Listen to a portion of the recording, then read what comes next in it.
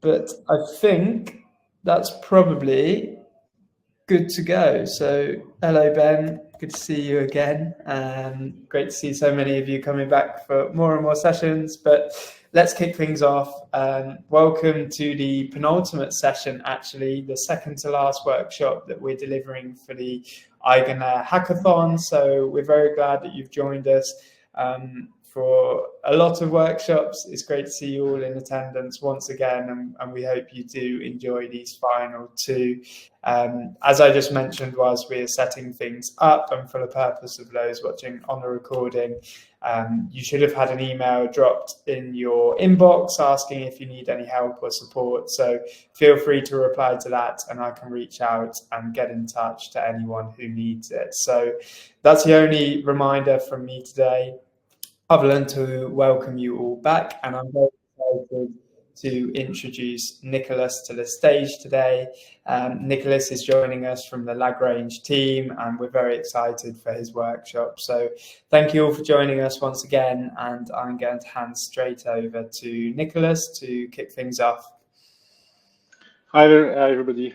Thanks for having me. I'm Nicolas. I'm leading the DK Coprocessor project at Lagrange, and this is what I'm going to talk to you about today. So the title is like giving a verifiable database to every smart contract, in the sense that we want the end goal is to be able to have smart contracts being able to query their own historical state and over historical state of other contracts very, very efficiently and easily and fast and quick. Just to start by this slide, but the last we released a month and a half ago now, Euclid or testnet v0, where we can showcase the let's say the technology we're using, which I'm going to explain today. We're going to make some deep dive into the technology we're using at Lagrange. It's named Euclid, and we're preparing our v1, which should be released soon enough with exciting new features. So let's get right into it. So basically, how do we want? The goal is to give a database with smart contracts. So how should we do it? The end goal is to be able to have smart contract do some queries on it, right? So some take the challenges, take the way that smart contract create a query, and off chain we create the proof and we submit back the results directly. And the proof should show that we really looked at all the data from the blockchain and we did some computation with this proof, right? And some people just bundle this into one big proof. We are actually at Lagrange, we try to decouple these two. So we first do the pre-processing. So we know that some contracts want us to index or process their storage slots. So at every block, we're going to look at some variables in the contract, some mapping, some arrays, some simple variable that keep track of the price, of the balances of ERC20, of the NFT IDs, ownership, anything like this, you name it. And at each block, we're going to look at all these values, and we're going to insert them into our own database. Okay, and this database, it's an off-chain database, but it's a ZK-friendly one. So that means we can create proof about it and query it with in a verifiable fashion, very efficiently, in an efficient manner, let's say. So we do this pre-processing continuously, okay, at each new block for each contract of interest, and then when the smart contract wants to query it, then we get the query and we run the query only over this specific Lagrange database, let's say, okay, and this specific database has multiple properties that makes it very, very nice targets for running queries over. So that's basically the design goal that we set up in Lagrange. So how does the pre-processing work? What does it mean exactly to pre-process? So again, we have a blockchain. We have always new blocks coming in every 12 seconds, for example, on ETH. What we must do is we must do what every other ZK coprocessor is actually doing. We must do something very difficult, something very expensive to do. Is like actually proving membership of some values inside a storage trie, which is like how EVM stores the states, and over a storage try of this contract, and prove that this contract belongs to all the state of all addresses in Ethereum at this block, and that this block has this particular hash in this block number. So we really must, and this computation, if you do it naively on Solidity, for example, it's you can do it, but it's very not scalable because it requires you doing a lot of hashing computation, and it's actually very, it sounds trivial, but there's been a lot of hacks already because people didn't implement the Merkle proof verification correctly.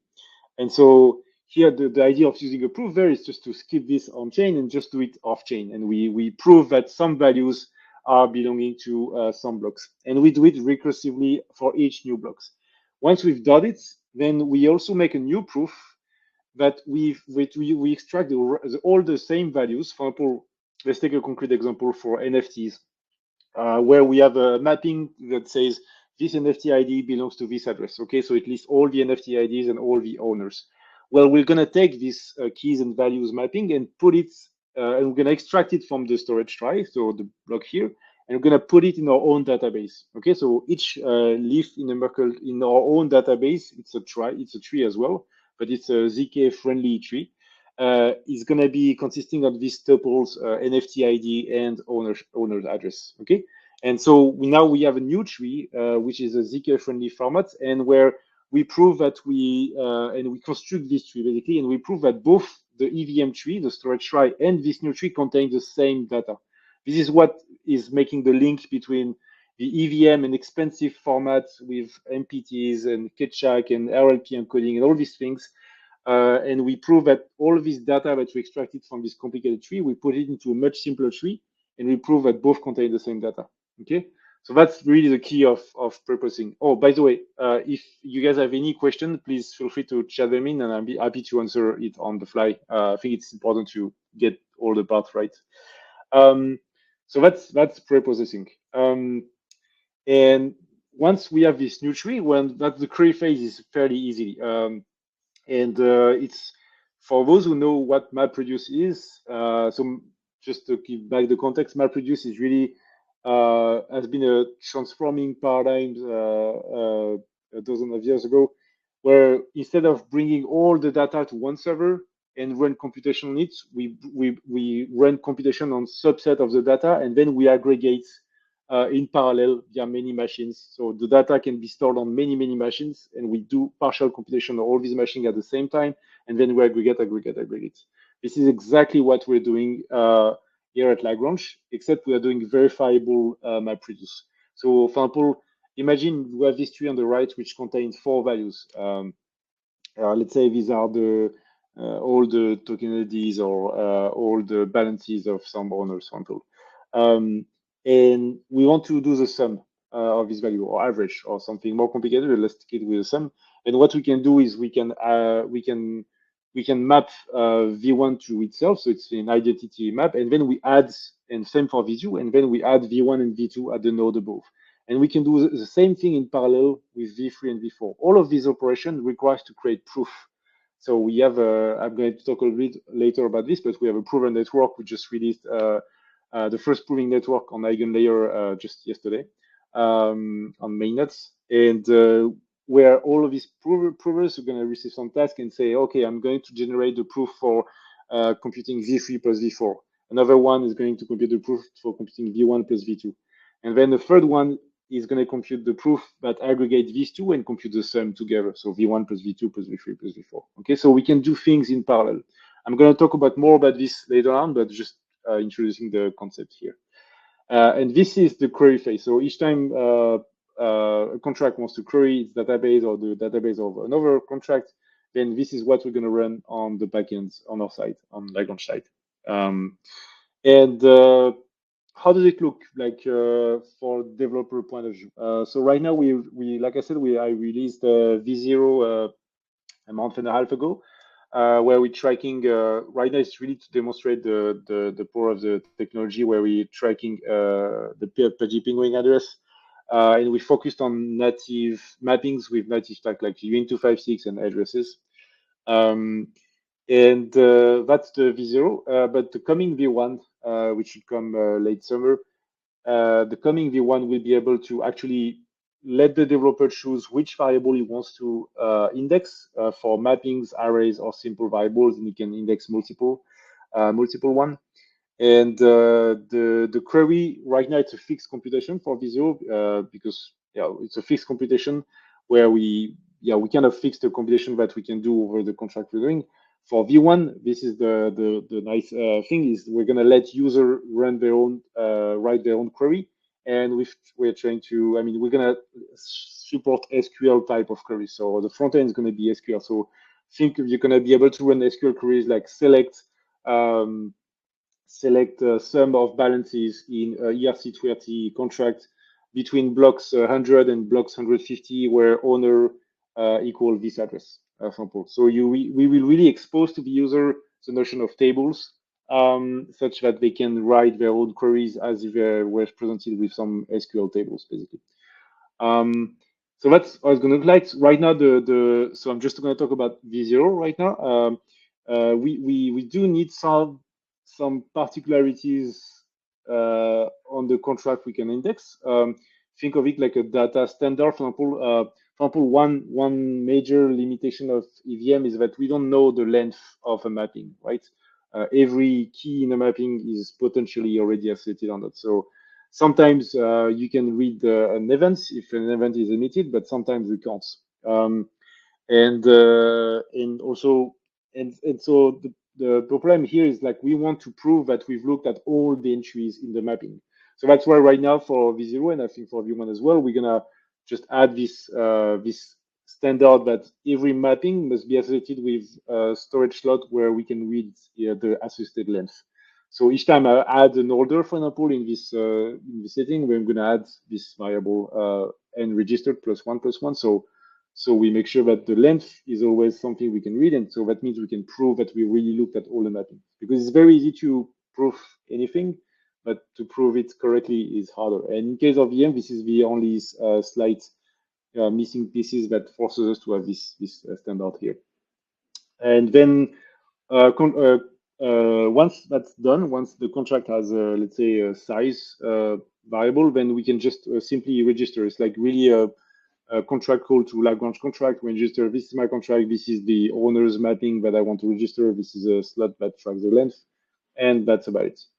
Now for the query, then again, for V0, the query is fixed, but for V1, it's going to be like a really SQL type of query. But it looks like really an Oracle type of model where you query the Lagrange contract, is going to emit an event. Off-chain, the Lagrange network is going to see this event, going to compute the query, going to compute the result, going to compute the proof, and then sending back on chain later on to the contract that called it. So as long as you are implementing the LPN client V0, then you should be able to process the callback.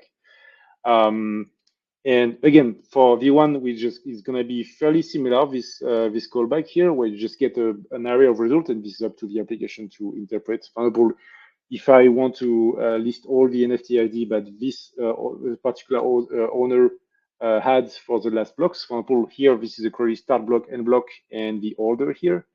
Then the result will contain 5, 10, 15 NFT IDs that this order had. So this is just very quickly about the how to use it, the current version, and we're going to release much more information about the upcoming V1. So I want to give a bit more detail about how Lagrange works and a little bit why is it efficient and why does it can perform very large queries over large-scale database, because that's like our goal in Lagrange, to be able to run large queries on large-scale database in a very efficient manner, similar to MapReduce. This is what MapReduce has been a paradigm shift. Is because now we've been able to unlock massive use cases because we could run computation on a much larger scale. This is what we are doing at Lagrange, and so to construct our database, we need some properties. First, we need to be ZK friendly, right? Because we want to give a proof that we've correctly run the query and correctly inserting things inside. We want it to be horizontally scalable. So when it means spinning more machine should speed up the proof generation, or at least should scale with the size of the database, right? It's very similar to MapReduce. If you split the data into more machines, then you can do the first level faster, and then you still need to aggregate. And efficiently updatable. So that's a very very important property as well. Like, remember, we are proving the values of some contracts at every block, and we are keeping all the historical values. We're doing checkpointing in a sense. And so when between block 10 and block 11, if one entry changed, for example, in case of NFT IDs, if an NFT has been changed from an owner A to owner B, then we need to be able to update our database very efficiently. We don't want to reprove all the ownership of all the owners, right? We don't want to reprove the whole storage trie containing this mapping. We only want to be updating what has changed, actually. And this is what unlocks massive scales combined with the horizontally scalable properties. I'm going to talk more how do we do this. And so this, how do we do this? Actually using what we call Reckle Trees that comes from the research team at Lagrange, led by Babis and written by Shravan. And basically, let's take a step back and see what the problem looks like. So let's say you have some data and you want to store them in a regular Reckle tree. So what you're going to do is you're going to store 1, 2, 3, 4 and create the Reckle tree, right? Now imagine this data is like the ownership of an ID, of an NFT ID, I think is.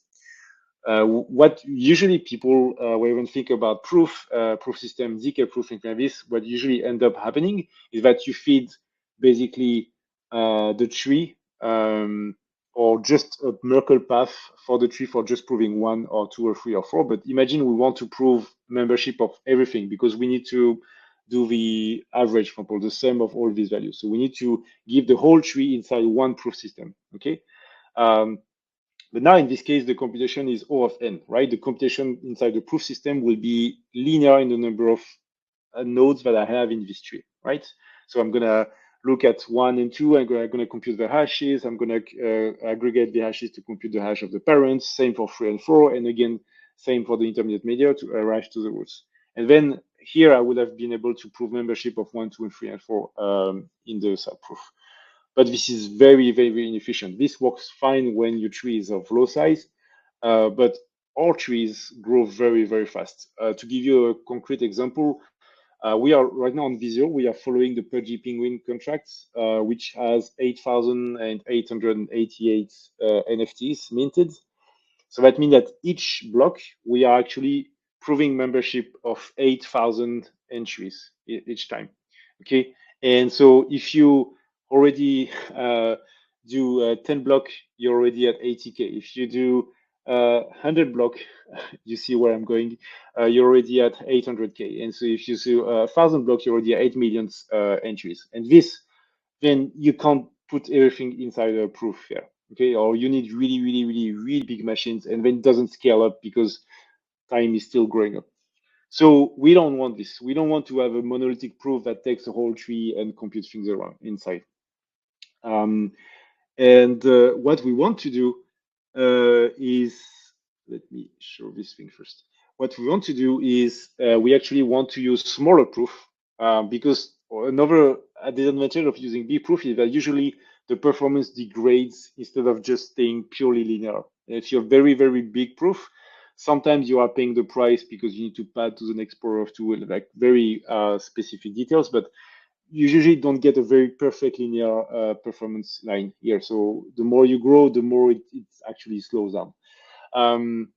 And what we want to do here at Lagrange is actually reverse the paradigm exactly under the MapReduce setting. So instead of having big proof that take all the data and compute inside, we're actually making a lot of small proof for subset of data, and then we combine this proof, okay? And that's this paradigm change, paradigm shift that allows us to be very, very scalable and efficient. So here, for example, we're going to create a proof for node 1, for node 2, for node 3, for node 4. Each of these proof is going to expose the hash of the node it sees. And actually, it's going to expose the hash of the whole subtree. But for the leaf 1, it's actually a subtree of one node.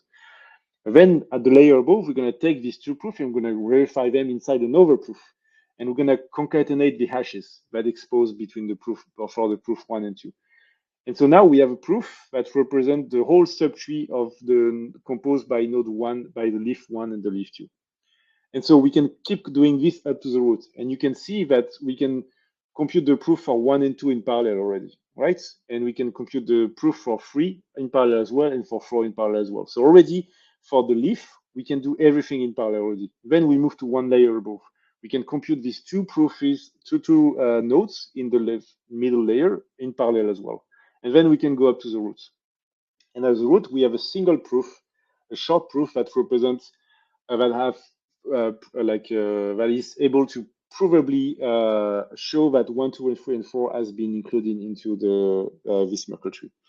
And so that changed completely the paradigm, because now our computation is actually log n. We always see the same number of data, sure, but each proof is only very small compared to the big monolithic one. So for example, when we update a value, then for example, we move from 3, which was here, to 3 in blue. Then what we need to do is simply take the node 3, the new 3, so it should be a 3 prime or 8, let's say. And then we compute this small proof. Then we move to its parent, we compute the small proof. And when we move to its parent, which is a root, and we compute the small proof. Now the computation is log n. So this is like, instead of putting the whole tree inside the big proof, when it updates, now I only need to give the path that updated from the leaf to the roots inside the proof, inside different proof system.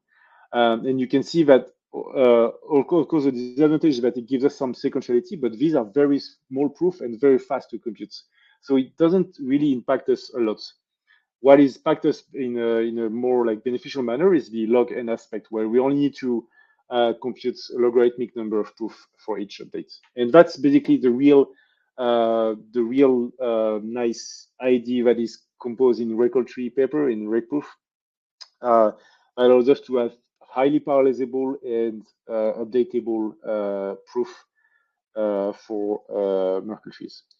And you can take this ID and use it for the EVM storage trie. It's exactly the same ID. You can take this ID and use it for our own Reckle trie inside Lagrange. This is what we are doing here.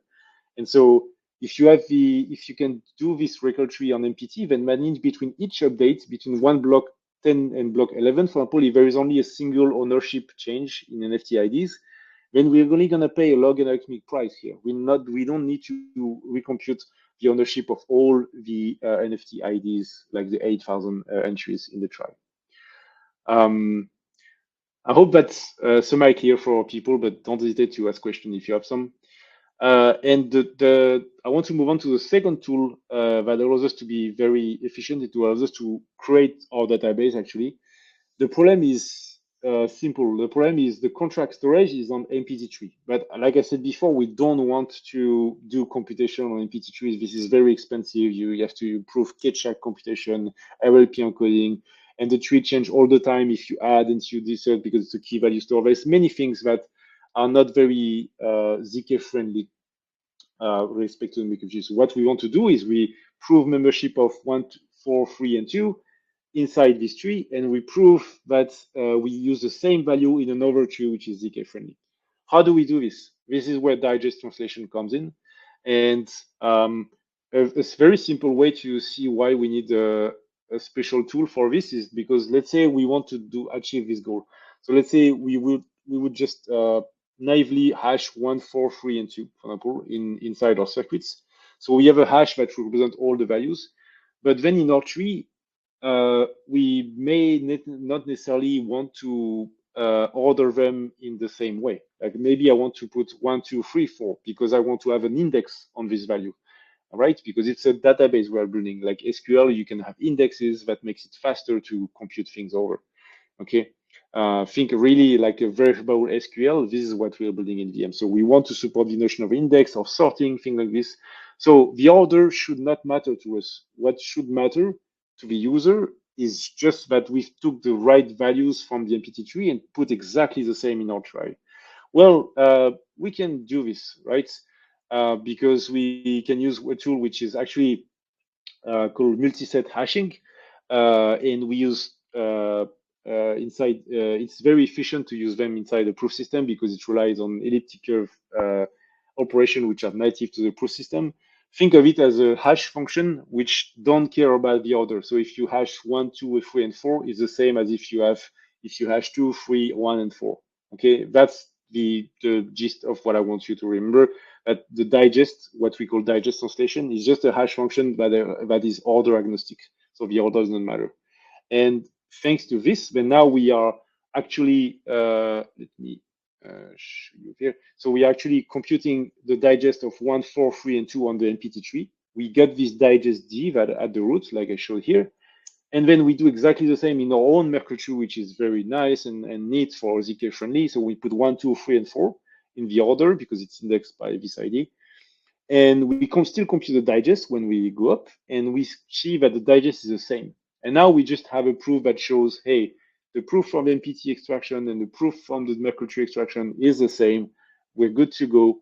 That means our database now is valid and has been updated from block 10 to block 11, and we are good to go. And now we can run the queries over the stream. Nicolas, sorry to jump in. We've had a question in the chat. I think it might relate to the first tool, but Katja asks whether you could expand a little bit on the gas costs associated with the ZK databases. Sure. It sounds expensive. Sure. No, so everything that I'm showing you here happens off-chain. There's nothing that we need to verify on-chain. Okay, that's the key point here. It's something that I should show here. The only thing that your contract gonna see is the results, and you can see the proof if you want it, but there's only a single proof for a query. Okay, we only give back a single proof, and it's a growth 16 proof, so it's the same as every other smart contract that receives a ZK proof on chain. Growth 16 is usually the one which is the cheapest. And it's about, depending on the implementation of the verification, 200 or 300K gas. So on EVM, it is on L1, let's say on mainnet EVM, it is pretty expensive. But the nice thing is we don't need to submit the proof to an L1. We can index the database from a contract from L1, for example, for Pudgy Penguin. Sorry, can you cut your mic because I think there's some background noise. Okay, thank you. And so what I'm saying is like we don't need to push back the proof to L1. We do support obviously L1 proof, but we can actually put back the proof of the query on another chain as long as this chain knows the block hash or L1 block hash. So for example, on OPStack, there's a precompile that says, hey, get me the latest L1 block hash. And we use this to be able to submit on base, on Frax, on Mental. This is where we deploy our query system actually. And so you can already try out with V0, where we index the Pudgy Penguin controller on L1 mainnet, but we are able to give back the proof on different chains. And this is very easy, it's very cheap. So for example, on base, it was like 15 cents to verify the query. So the gas cost is important when you speak only about L1, but there's absolutely nothing that the contract developer needs to deal with in terms of cost for the query parts. It only needs to, the incentive and the economical model is going to be rolled out more profile, let's say, over the month.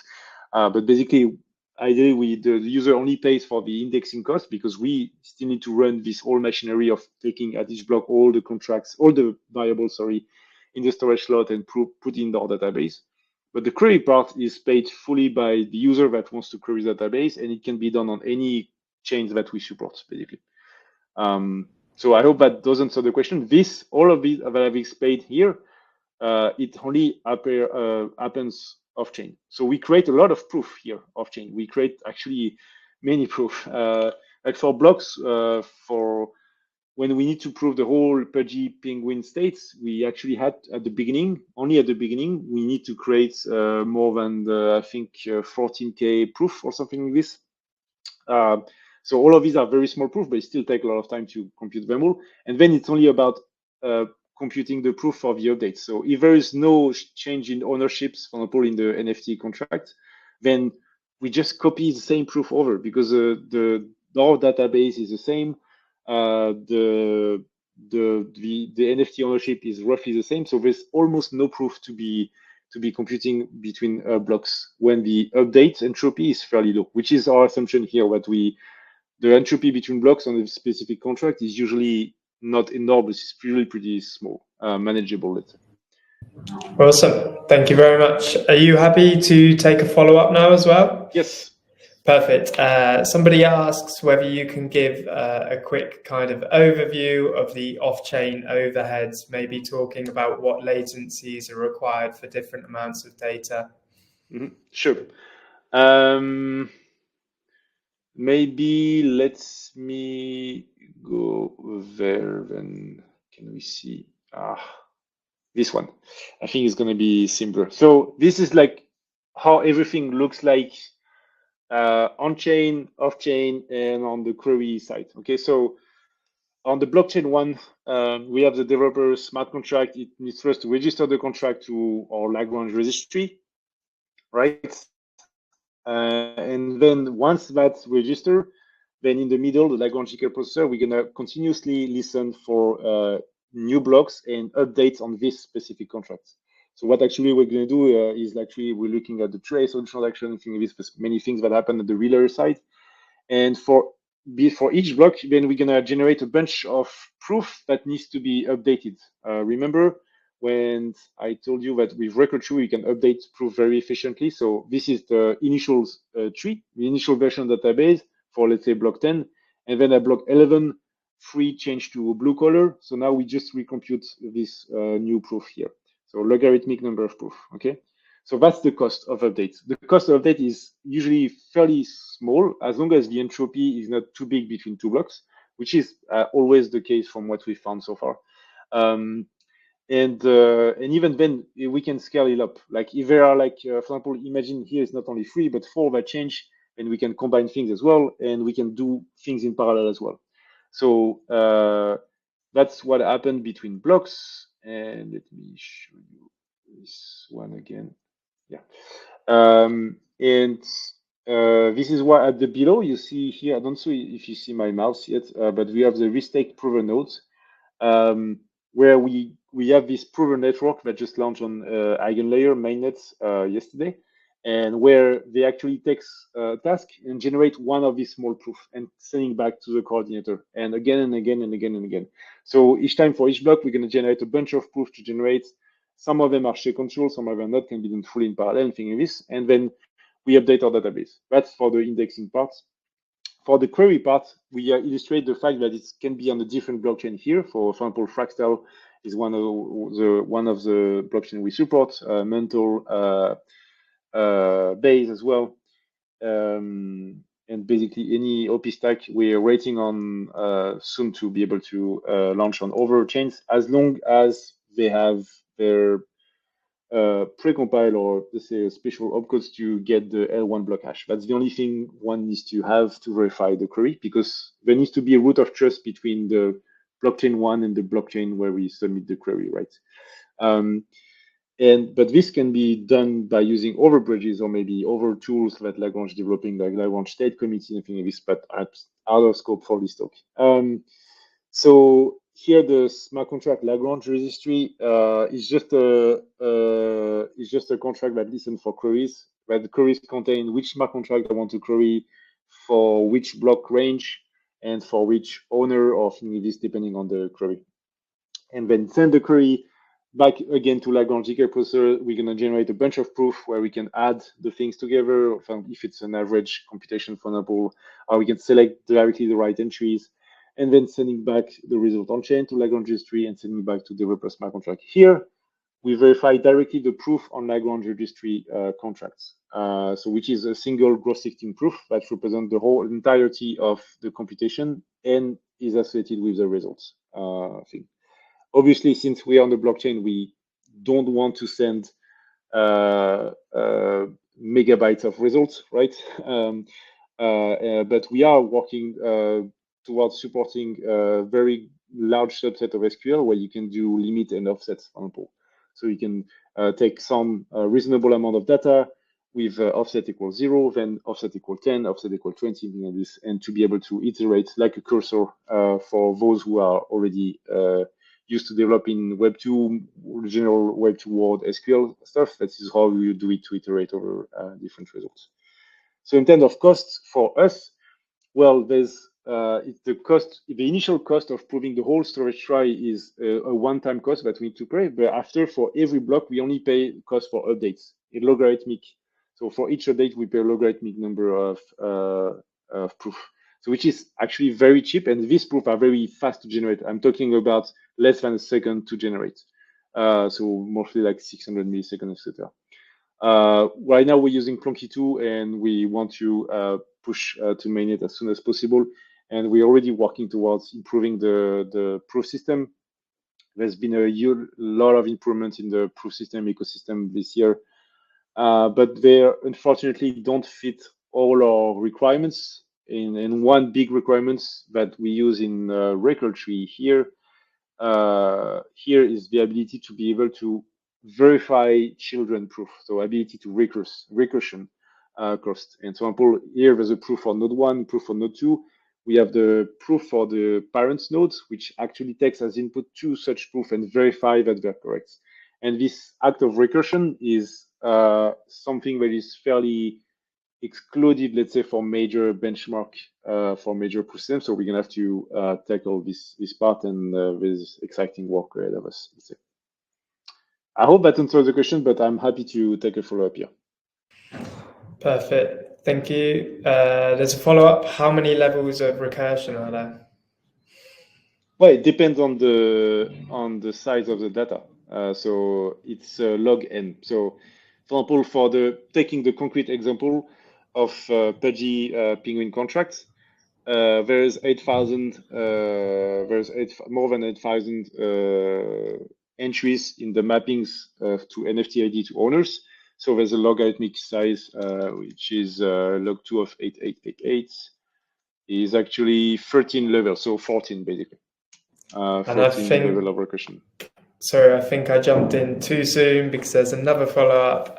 How many levels of recursion could reasonably be accommodated? I think our goal is to be able to accommodate very large data sets. So for example, at each block, we're gonna keep track of this Reckle tree. For example, let's take a concrete example so people might get a better feel of how it works, because there's something that are not appearing in this slide, which I need to explain. Maybe let me look at the right slides. Sorry, I don't know why it's slow here. Yeah, let me take this slide. So imagine this tree here contains all the data of ownership, like which NFT ID is owned by which address for Pudgy Penguin. So instead of 4, there's like 8,000 of them. We basically, at block 10, this is the current state of block 10. At block 11, we have some updates. So we compute this new update, and we store equally this new tree now, including with the blue things. We store this new tree alongside of it. So we keep the 2 trees for block 10 and block 11 separate, and we keep growing, we keep appending trees for each block alongside. So the depth grows logarithmically with the number of block numbers, but this is very slow. This is very doesn't incurs a lot of increased depth. The only important depth for a developer is like what is the size of the data that he wants us to index. So if there's a million, yes. So there is a million entries in the mapping, for example, then it's like 29 recursion calls. And we are trying to make recursion call as fast as possible, but obviously the recursion call is our bottleneck because these are sequential. Like I cannot directly compute the root proof if I didn't compute it the children before, right? It's children before. But in principle, there is no limits to, because we use recursion, we don't have one big proof that is bounded by a maximum capacity. We use many small proof. There is no theoretical limit to how far we can go in terms of recursion. That's why we are really thinking, because we use this same principle that MapReduce, but just adding proof on top. This is why we can scale very, very largely, because we are only basically the limit is the storage disk that we have, but which is we can always increase this. So in theory, there's absolutely zero limit to the amount of recursion we can do. So the size of the storage we can index, because again, we use small proof and not one big proof, and each small proof only tackles a constant amount of data. And so that really changed the game for us and for the ZK processor we're building at Lagrange. Perfect. Thank you very much. I'll leave it there for now for the questions. Well, actually, I've kind of finished. So I think I had one more slide with a full computation on it, just to illustrate a bit what kind of how the computation would work. But basically, imagine we want to do the average, and we have the node 1, 2, 3, and 4. Then at the intermediate nodes for the parent of 1 and 2, we're just gonna there's something missing in this slide. Yeah. So what we're gonna do is for the proof of node 1, we're gonna output two things. We're gonna output the value 1 and the counter. Okay, so it's gonna be 1 and 1. For the proof of node 2, we're gonna output the value, so it's 2, and the counter and 1. So it's gonna be 2 and 1. Then we're gonna merge it together. How do we compute the average? Well, simply we add the values together and we add the counters together. So now it's going to be 1 plus 2 for the value, okay? And then 1 plus 1 for the counters, okay? So it's going to be 3 and 2. And then we do it in parallel as well for the right side. And at the end, what we get as a result, we get the root proof as 10 as a value, as sum of all the values, and 4 as a counter. So how many values do we have? And then the average is a simple division away. So that's basically how we can compute things in parallel as well. Because again, we are seeing the MapReduce setting, and most of the computation we found actually that SQL supports can be run in parallel. And this is what the crazy realization we had this year is that we can turn a SQL engine into a MapReduce engine to run anything in parallel, which is actually what SQL database engine actually do under the hood. But it works very well when we add proof on top of it. And this is exactly the setting that we are doing here. Yeah, I think that was it, to be honest. This is not very, this I can skip. This as well, it's just more detail about the distributed system architecture, but I don't think it's very relevant. This is the best slide to see the overall view of how do we fit here. Yeah.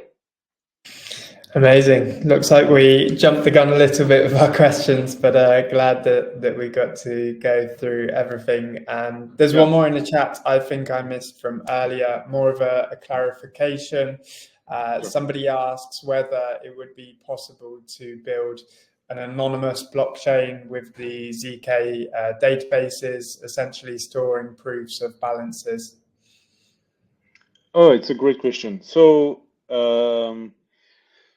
So right now, what we're doing is we are simply, if you think of it as a very, very high level, we are simply indexing public data because the states that we are indexing from EVM is public. We are looking at public information about the NFT ID, thing like this, because we don't have any privileges, right? As Lagrange coprocessor, we don't have any special access keys or whatever. So right now, what we are doing is just indexing public data, which is in the special format for the EVM. We're putting into our own database, and then we can answer query over it. So in this sense, there's no privacy at all in this setting. That being said, so right now the answer to the question is no, because we don't handle privacy at all. Lagrange ZK Coprocessor is really made for the succinctness of it all, because you can't run such queries on chain in an efficient manner. Like, it requires very delicate skills to make it sure that it works out for the Merkle proof verification like this, and also it's just not scalable. You can't proof everything in one transaction. If you have 8 million entries, you can't verify the inclusion of 8 million entries in a transaction. So it's really for the succinctness of it, right? Ability to run queries that you couldn't run on chain. And about the privacy part, well, maybe one day we could imagine Tolil where the Lagrange ZK processor gets some special access to some special database or it has a special key to decrypt the state or something like this. And then you could query from the same private database, private on-chain chain, if you think of Aztec or thing like this. I right now it's not of main focus, but I am a huge believer in privacy on chain, and so once these use cases and application emerge, I'm sure we'll be able to find a way to be able to support this, because at the end of the day, it doesn't change a lot the structure of our system. Like, it's just where can we find the data we need to index in our database? That's just a key question to answer when you speak about private chain and ZK coprocessor. But once that's done, there's the key challenge basically, and the rest is going to be exactly the same. I hope that answers the question. Yeah. Amazing, thank you. And then we have some questions about your deployment on EigenLayer, some questions as well about which blockchains you currently support for indexing. So maybe you'd like to cover those a little bit as well. Yep. Yeah, so right now we really focus on getting something like fully stable and solid first, and we just released on EigenLayer yesterday. So right now we're indexing L1 contracts right now. We're going to open to indexing other contracts soon. And we are not tied to L1 at all. We actually, our main assumption right now in the circuit reward, the proof reward, is that we are tackling EVM compatible blockchain. So as long as your chain is EVM based, then we can index it. And for the query parts, we are, like I said before, we already support Fractal, Mental, and I forgot some others, and Base, and the OP stack as well by default, I think. And we're gonna open up to way much more. And feel free to contact us, me or anyone at Lagrange, to see if we can open it up to your own blockchain. For indexing as well, we're gonna open up hopefully soon. But they say that there's also the question of the whole economics with the restake proven node, like the EigenLayer launch restake proven node and the contract, because we need to make sure that we are not losing money by indexing at each block, because this is still quite some work. So we need to figure out really well the economics, and once that's figured out, I think we're going to be able to open up to anyone basically.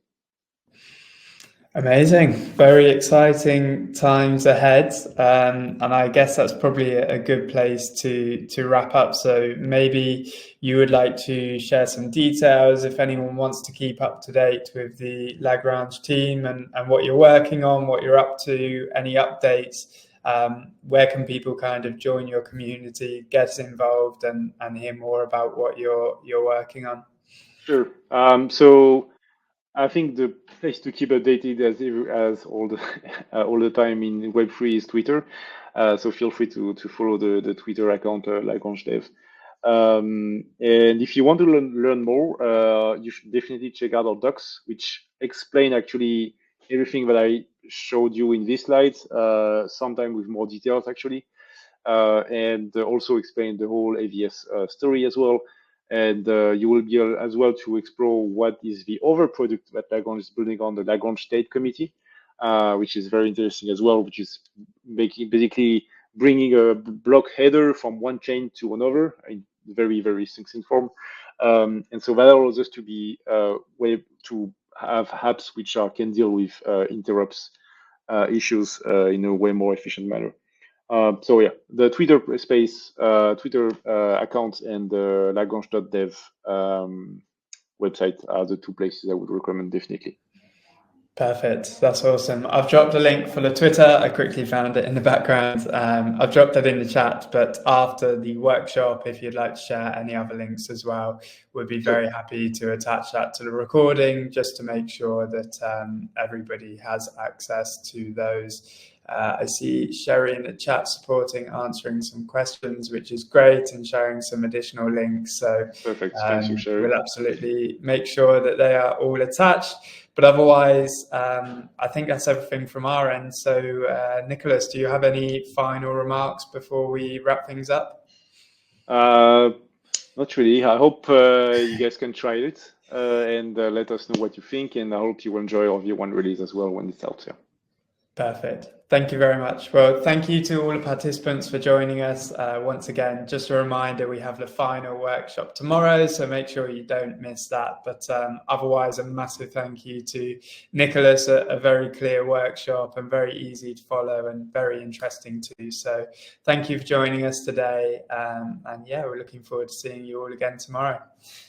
Great. Thank you, Nicolas. Thanks a lot. See you soon. Bye-bye.